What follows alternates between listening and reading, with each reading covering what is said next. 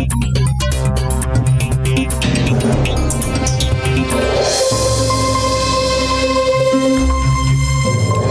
la une de l'actualité ce soir, un conseil des ministres a tenu aujourd'hui. Le conseil a adopté un décret portant création, attribution, organisation, composition et fonctionnement de l'unité de lutte contre la cybercriminalité transnationale. La botswanaise Matshidiso Moeti a été élue aujourd'hui directeur régional de l'OMS Sport à l'Afrique. Elle succède à l'Angolais Louis Gomez Sambo dont le deuxième mandat s'achèvera le 1er février 2015. 5 candidats étaient en lice, dont Thérèse Ndrioman de la Côte d'Ivoire. Chaque année, l'Organisation maritime internationale OMI célèbre vers la fin du mois de septembre la journée mondiale de la mer. Ici en Côte d'Ivoire, les autorités ont décidé de la célébrer demain, 6 novembre. Le message du gouvernement relatif à cette journée vous sera proposé dans ce journal. Voilà pour le sommaire, c'est l'heure de la grande édition. Bonsoir à tous et bienvenue. Ce mercredi, le service économie de la rédaction vous propose à travers EcoPlus un sujet sur l'exportation du cacao. On s'intéresse ce soir à l'aide accordée aux Pemex et Copex pour booster leur compétitivité. Le fait est que l'État a décidé à travers une série de mesures d'aider ces petites et moyennes entreprises exportatrices et les coopérateurs exportateurs de cacao. La substance à suivre dans un quart d'heure. Mais avant, ces images du président Alassane Ouattara qui a quitté Abidjan ce soir même pour Accra, au Ghana, où il prendra part au sommet extraordinaire des chefs d'État et de gouvernement de la communauté économique des États de l'Afrique de l'Ouest, CEDEAO, une rencontre de haut niveau sur fond de la maladie à virus Ebola et la situation au Burkina Faso. Le chef de l'État se rendra ensuite à Uyo, au Nigeria, vendredi, pour participer à l'invitation de son homologue Goodluck Jonathan, président de la République fédérale du Nigeria, à la cérémonie d'inauguration du stade international d'Ibom. Le président Ouattara regagnera Abidjan à l'issue de la cérémonie le même vendredi. Avant de quitter le pays, le chef de l'État a présidé un conseil des ministres.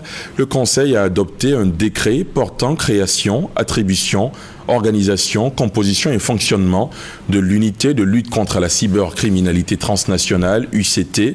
Autre question abordée lors de ce conseil, l'intensification de la lutte contre la traite, l'exploitation et les pires formes de travail de personnes, notamment de jeunes filles. Un comité national a même été créé. Viviane Aïmé.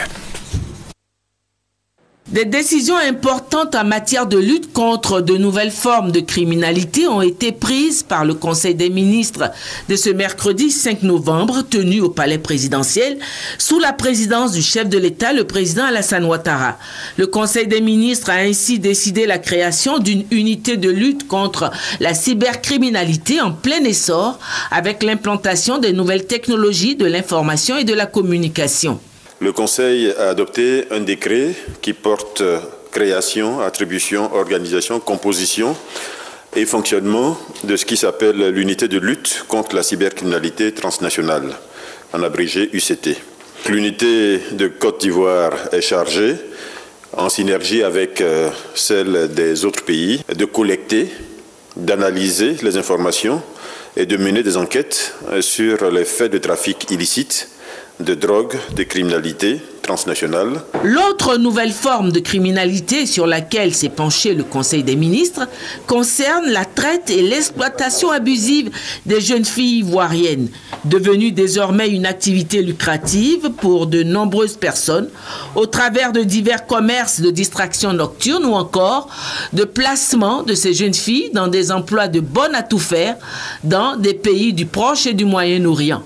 Le Conseil des ministres a décidé de mettre un terme à cette traite honteuse. Des mesures ont été décidées comme la création d'un comité national de lutte, la fin de l'impunité pour les personnes qui s'adonnent à ces trafics, le rapatriement des jeunes filles victimes réduites en esclavage loin de leur pays natal. Des exemples ont été donnés en Conseil et je ne vous dirai pas l'indignation que cela a créé à la fois chez les membres du gouvernement et chez le chef de l'État.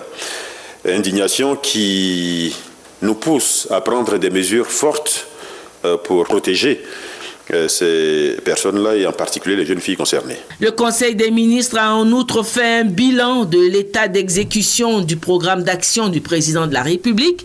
Il ressort que sur 40 actions diligentées par le chef de l'État, comme l'accès pour tous à l'eau potable, à l'électricité, etc., 16 ont déjà été exécutées. Le Conseil des ministres a donc exhorté les différents ministres à redoubler d'efforts.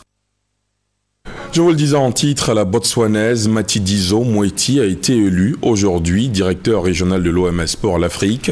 Elle a été élue par la majorité des délégués des 37 pays africains présents sur les 47 attendus à la 64e session du comité régional de l'OMS pour l'Afrique qui se tient depuis lundi à Cotonou, la capitale béninoise. Le docteur Matshidiso Moeti succédera au docteur Luis Gomez Sambo de nationalité angolaise dont le deuxième mandat s'achèvera le 1er février 2015. 5 candidats étaient en lice pour ce poste de directeur régional de l'OMS pour l'Afrique, notamment Thérèse André-Yoman de la Côte d'Ivoire. Le point de notre envoyé spécial à Cotonou, Delphine Blas. Le découragement se lit sur les visages, mais le fair play a régné. Sur 5 candidats, le professeur Ndrioman Thérèse de la Côte d'Ivoire, le docteur Jean-Marie Okobele de la RDC, le docteur Fatoumata Nafo Traoré du Mali, le professeur Dorothée Kindo Gazar du Bénin. C'est le docteur Matshidiso Rebecca Moeti du Botswana qui a été élu à la tête de l'OMS de la région africaine. Je remercie tous mes collègues qui ont été des concurrents. Et j'avais beaucoup aimé l'esprit dont nous avons fait ce travail. Et nous nous sommes mis d'accord que nous allons travailler ensemble dans le futur pour améliorer la santé des Africains. Elle succède ainsi à Dr Luis Sambo, qui a dirigé l'OMS pour l'Afrique pendant 10 ans. Dès que le verdict est tombé ce matin, la délégation ivoirienne a souligné que la candidate de la Côte d'Ivoire n'a pas démérité. Elle a fait une très bonne prestation au grand oral hier et tout le monde s'est accordé pour reconnaître qu'elle avait les qualités et les capacités pour diriger cette organisation. Madame Thérèse Ndrioman n'a pas démérité. Elle a toute la confiance du président de la République qui a suivi de bout en bout sa campagne électorale et ce scrutin. Et Ali Koulibaly a aussi ajouté que l'Afrique de l'Ouest doit tirer les leçons pour avoir présenté 3 candidatures. Nous payons le luxe d'avoir aligné 3 candidates de l'Afrique de l'Ouest, alors que nous aurions pu faire preuve de solidarité pour avoir ce poste prestigieux de directeur régional de l'OMS.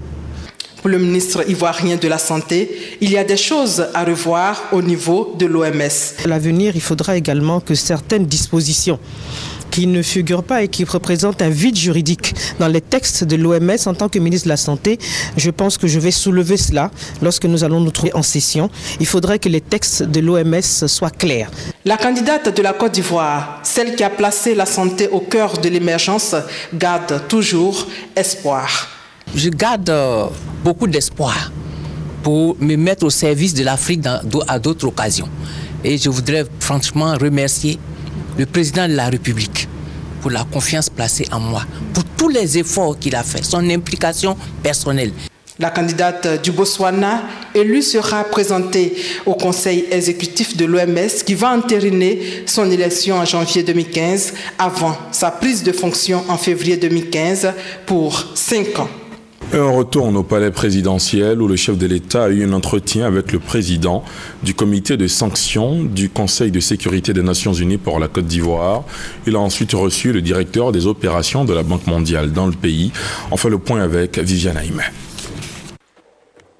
Présent en Côte d'Ivoire pour une nouvelle mission d'évaluation sur le respect de l'embargo sur les armes imposées par les Nations Unies depuis 2004 à la Côte d'Ivoire, le président du comité de sanctions du Conseil de sécurité des Nations Unies pour la Côte d'Ivoire, Christian Barros, s'est entretenu avec le président de la République, Alassane Ouattara, au palais présidentiel. Le gouvernement ivoirien poursuit depuis 2011 la levée de cet embargo. Et si le gouvernement a déjà obtenu une levée partielle qui lui permet d'importer des armes de petit calibre, reste que l'embargo sur les armes lourdes demeure. Le président du comité de sanctions des Nations Unies a rassuré sur l'état d'avancement de ce dossier. Nous travaillons très dur avec le gouvernement pour avoir un très bon dialogue. Ce sont des rendez-vous privés qui sont très productifs et dont je me réjouis. Après les récentes assises annuelles de la Banque mondiale et du Fonds monétaire international à Washington, le directeur des opérations de la Banque mondiale en Côte d'Ivoire, Ousmane Diagana, est venu échanger avec le président de la République sur les orientations et les nouvelles stratégies de la Banque mondiale en Côte d'Ivoire. Au menu des échanges, bien sûr, la crise sanitaire dans la sous-région due à l'épidémie de la fièvre Ebola et aussi la situation de crise aujourd'hui au Burkina Faso. Nous avons saisi l'occasion de l'audience que son Excellence le Président de la République a bien voulu nous accorder pour lui faire le compte-rendu de ces assemblées et en particulier mettre en exergue les importants progrès que la Côte d'Ivoire a réalisé dans la mise en œuvre de notre stratégie d'accompagnement post-crise à la Côte d'Ivoire. Nous avons également échangé sur les défis qui restent, notamment pour reculer de manière significative la pauvreté et créer davantage de richesses en Côte d'Ivoire.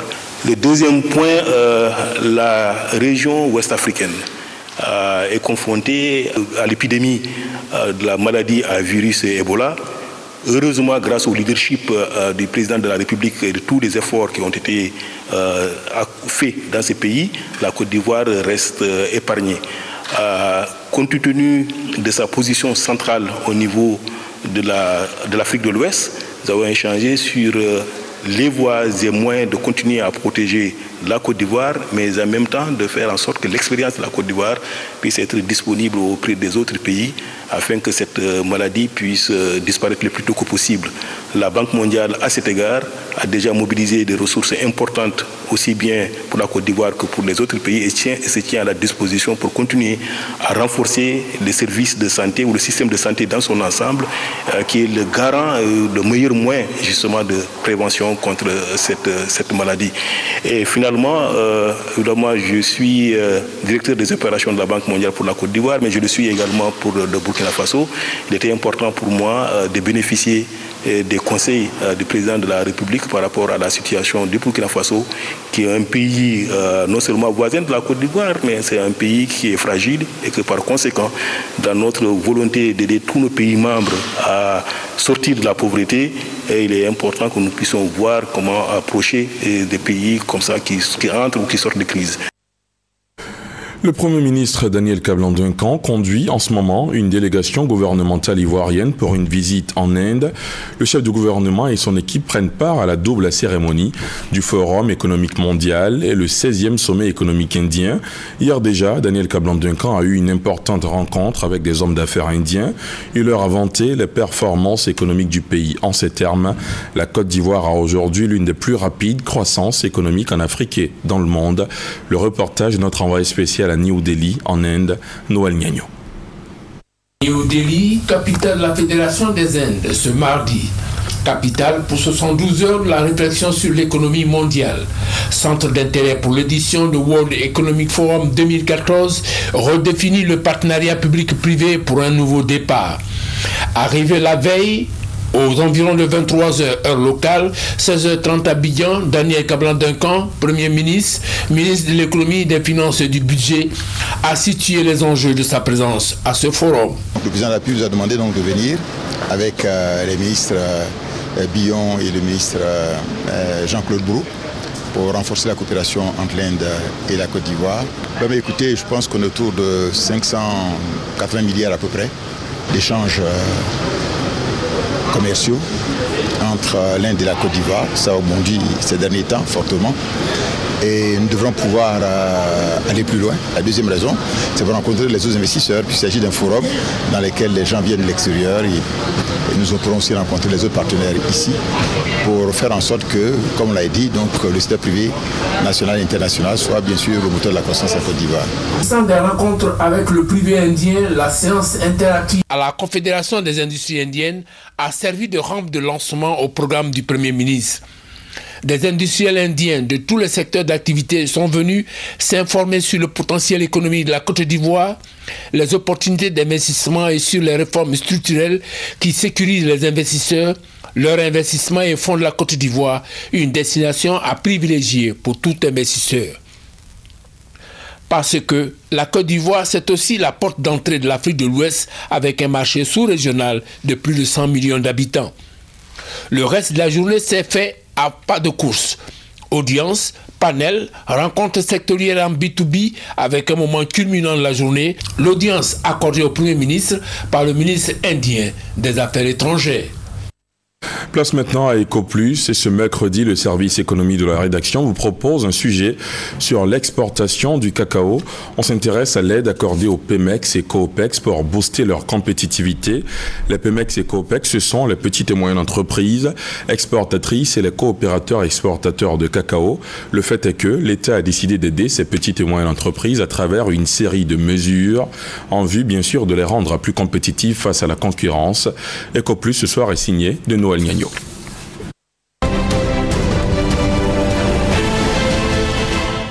L'exportation du cacao ivoirien, un segment de la chaîne des valeurs de la filière café-cacao où se côtoient au même guichet et dans les mêmes conditions des acteurs de nature différente. Nous avons trois types d'opérateurs.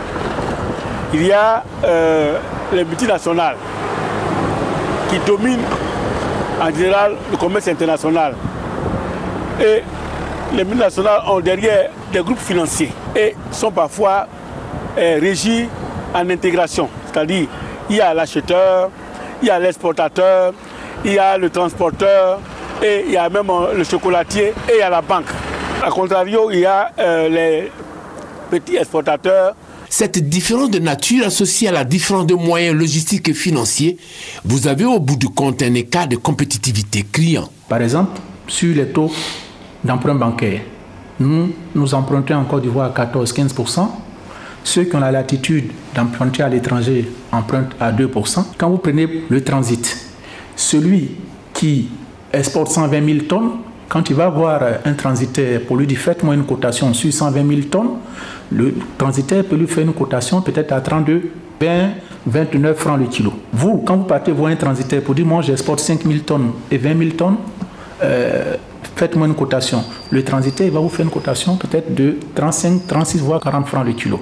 Donc là, il y a déjà une différence sur le volume. Pareil, quand vous partez voir une société qui produit des sacs pour dire que je vais t'acheter des sacs pour une valeur de 3-4 milliards, il va vous faire une réduction par rapport à celui qui dit bon, moi je veux des sacs pour peut-être 500 millions. Quand on fait tous ces calculs, nous, en tant que PMS, COPES, il y a un gap, c'est-à-dire que nous avons un écart de compétitivité qui tourne autour de 100 francs, 120 francs le kilo. Ce différentiel de 100 à 120 francs par kilogramme dans un secteur où l'unité de mesure de base est la tonne handicape les Pemex et Copex. Voilà qui a motivé les nouvelles mesures arrêtées par le Conseil du café-cacao en vue d'impliquer davantage les petites et moyennes entreprises d'exportation Pemex et les coopératives d'exportation Copex. En la matière, la Côte d'Ivoire ne fait pas exception. Aux États-Unis, il y a ce qu'on appelle le Small Business Act, c'est-à-dire que c'est une loi qui existe pour que 40% de tous les marchés publics américains soient réservés aux sociétés américaines. Les premières mesures de soutien version Côte d'Ivoire visent l'aide au financement. La baisse du taux de la caution bancaire de 2,5% qui passe à 1% pour les contrats débloqués en propre par ces structures, les COPEX et les PEMEX. La suppression de la caution bancaire de 1% à produire dans le cadre de l'exécution par les PEMEX et COPEX des contrats internationaux. La production de la caution bancaire par les PEMEX et COPEX seulement un mois avant l'ouverture de la campagne concernée. À cela pourrait s'ajouter, dans les jours qui viennent, des mesures portant sur des exonérations fiscales et parafiscales sur un volume d'environ 150 000 tonnes. Les secondes portent sur l'accès au marché international. L'allocation au Pemex et Copex par le Conseil du café-cacao lui-même de l'exécution de la totalité des contrats internationaux. Pour l'heure, ces premiers acquis sont appréciés à leur juste valeur. L'État de Côte d'Ivoire commence à vendre déjà son cacao en janvier. les exportations commencent en octobre. Donc de janvier jusqu'en octobre, vous avez qu'il y a un laps de temps. Pendant ce laps de temps-là, quand vous partez solliciter une caution bancaire avec l'ancienne formule, vous n'avez que 4 jours pour pouvoir produire une caution au Conseil Café Cacao. Donc, au bout de 4 jours, il faut produire tous les contrats que vous avez débloqués en janvier, en février, en mars. Chaque jour, vous êtes obligé d'apporter les contrats. Et donc, c'est des périodes que vous accumulez jusqu'à ce que la campagne commence. L'argent que vous allez produire, c'est-à-dire le taux que les banques vous prennent, est très important. Aujourd'hui, on vous dit c'est 1 mois avant le démarrage de la campagne. Donc, c'est vraiment un avantage pour les PMS-COPES. Des mesures incitatives, certes, mais les pouvoirs publics préviennent qu'elles ne seront pas éternelles. Aujourd'hui, le gouvernement veut soutenir des nationaux parce que, comme il l'a dit, structurellement, ils sont quand même un peu, par rapport aux autres, ils sont un peu désavantagés parce qu'ils n'ont pas accès au financement dans les mêmes conditions, ainsi de suite. Mais il faut savoir qu'ils ont un effort à faire de leur côté aussi. Parce qu'on ne pourra pas soutenir indéfiniment une catégorie de personnes. Parce qu'à la fin de la journée, ça se fait toujours sur le revenu du producteur. Donc ce qu'il faut, c'est qu'ils puissent voir comment se regrouper pour atteindre aussi des tailles critiques et faire en sorte que le soutien, plutôt qu'il soit pour toujours, on puisse le leur donner pour une période limitée et à partir de laquelle maintenant ils peuvent voler de leurs propres ailes. Réaction des dirigeants des PMEX et COPEX. Au regard des efforts qui sont faits par l'État et au regard de la confiance que l'État place en nous, nous devons tous ensemble retrousser les manches et relever le défi de cette nouvelle Côte d'Ivoire pour démontrer et prouver que nous sommes capables, si nous travaillons dans un environnement de commercialisation équitable, de pouvoir faire franc jeu avec les compagnies internationales. Comme on le voit, la prise de conscience est de mise. Gageons que les actes soient en phase avec les propos. L'effectivité des mesures aussi, de sorte à consolider la présence des petites et moyennes entreprises exportatrices, des coopératives exportatrices dans la filière café-cacao, la mamelle de l'économie ivoirienne. Chaque année, l'Organisation maritime internationale OMI célèbre vers la fin du mois de septembre la Journée mondiale de la mer. Ici en Côte d'Ivoire, les autorités ont décidé de la célébrer demain, 6 novembre. Les festivités auront lieu au port autonome d'Abidjan, mais avant, le message du gouvernement qui invite les acteurs à se conformer aux législations nationales a été livré. Il vous est proposé dans ce compte-rendu de Francis Boifo. Faire du secteur maritime ivoirien un levier important de l'économie d'ici à 2020. Pour atteindre cet objectif, l'État invite l'ensemble des acteurs à se conformer aux législations nationales et internationales régissant la gouvernance des océans, des activités maritimes et portuaires. Un secteur menacé par les pirateries, les vols à main armée et autres actes illicites. Face à ces menaces, le ministre des Transports Gaoussou Touré rappelle que l'État a pris en février dernier un décret visant à coordonner l'action des administrations maritimes ivoiriennes dans la lutte. Son Excellence Alassane Ouattara, président de la République de Côte d'Ivoire, a déclaré dans son appel à ses pairs son engagement en faveur de l'adoption définitive d'un document juridique contraignant. Il s'agit du code de conduite relatif à la prévention et à la répression des actes de piraterie, des vols à main armée à l'encontre des navires et des activités maritimes illicites en Afrique de l'Ouest. La célébration de la 37e journée nationale de la mer au port autonome d'Abidjan ce 6 novembre sera l'occasion pour les acteurs de réfléchir à des stratégies pouvant freiner l'insécurité sur les navires et dans les océans, surtout que 90% du commerce international s'effectue par voie maritime. Fin ce mercredi à Yamoussoukro du séminaire d'information des parlementaires ivoiriens sur le processus et le contenu des réformes en matière de gestion des finances publiques. C'était un moyen pour les parlementaires ivoiriens d'avoir une vue d'ensemble et une meilleure compréhension du processus en cours de modernisation de la gestion des finances publiques. Hugues Veblé. En grand nombre, les parlementaires ivoiriens ont pris part aux travaux de Yamoussoukro, marquant ainsi leur volonté de maîtriser le processus budgétaire. Pour environ 200 députés sur les 253 que compte l'hémicycle, l'occasion était bonne de s'approprier le processus et le contenu des réformes en matière de gestion des finances publiques, en vue d'un meilleur contrôle de l'action gouvernementale. Il est certain que pour l'enracinement de la démocratie dans notre pays, l'institution parlementaire doit prendre sa place dans tout le processus budgétaire. C'est pourquoi une forte implication du Parlement dans le processus budgétaire est le gage d'une meilleure politique économique nationale, d'une plus grande transparence de l'action gouvernementale et d'un consensus national renforcé. Différentes communications sur la budgétisation, l'exécution du budget et l'information comptable et financière remarquées, ces séminaires d'information. Elles ont été suivies avec grand intérêt par les députés. Des experts nous ont appris réellement comment constituer un budget et comment décortiquer un budget. Surtout que maintenant, avec la nouveauté, que tous les ministres puissent venir défendre leur budget devant l'Assemblée nationale, c'est une très bonne chose pour la bonne gouvernance. Un des rôles du député est de contrôler les actions gouvernementales. Donc, au sortir de ce séminaire, nous pouvons affirmer que nous avons la possibilité de jouer pleinement le rôle qui nous est dû. Tout ce que nous apprenons aujourd'hui rentrera en ligne de compte effectivement en 2017. Après cette séance, il faudra encore revenir, reprendre pour qu'on soit mieux aguerri pour la mise en application effective de ces directives-là. Pour un contrôle efficace de la gestion des finances publiques, les séminaristes souhaitent la mise à disposition du Parlement de moyens humains, matériels et financiers. C'est l'une des 17 recommandations du séminaire de Yamoussoukro. Ce mercredi, un immeuble s'est effondré sur des personnes qui tentaient de le démolir dans une zone à risque à Détékoubé. 2 personnes ont perdu la vie. Le compte rendu de Koné par Gassoro. Un immeuble R+4 dans la commune d'Atekoubé a été déclaré inhabitable par le ministère de la Construction, du Logement, de l'Assainissement et de l'Urbanisme. Vidé de ses habitants, il y a 2 mois à cause de sa vétusté, il était à la phase de la démolition. Pendant que les maçons du service compétent procédaient à sa démolition, l'immeuble cède. Il s'écroule sur les 18 travailleurs à l'intérieur du bâtiment. Alertés, les secours, une fois sur les lieux, réussissent à évacuer 9 travailleurs blessés grièvement. Nous sommes en train de faire des recherches des victimes pour voir s'il y a des survivants et puis voir avec les autres partenaires pour pouvoir lever les gravats qui se trouvent sur les victimes pour pouvoir les dégager. Les témoins sur place pensent que les travailleurs n'avaient pas le matériel adéquat pour la démolition du bâtiment. La mairie envoie plus de 20 jeunes avec des marteaux pour pouvoir casser à côté.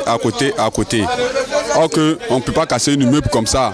Nous-mêmes, les jeunes du quartier, on les a dit que non, il y a des spécialistes pour casser un immeuble comme ça. Comment vous pouvez nous envoyer une vingtaine de personnes pour casser? Même ce matin, ils sont venus encore. On les a vus avec ces mêmes vingtaines de jeunes. On dit, mais cela peut faire quoi? Tout d'un coup, on est assis au quartier, on attend l'immeuble en train de se couler.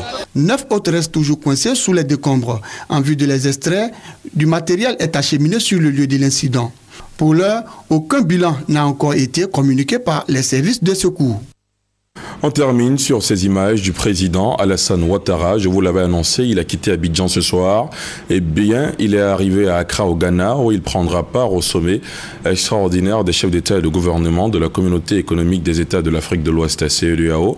Il a été accueilli, vous le voyez sur ces images, par son homologue ghanéen John Dramani Mahama.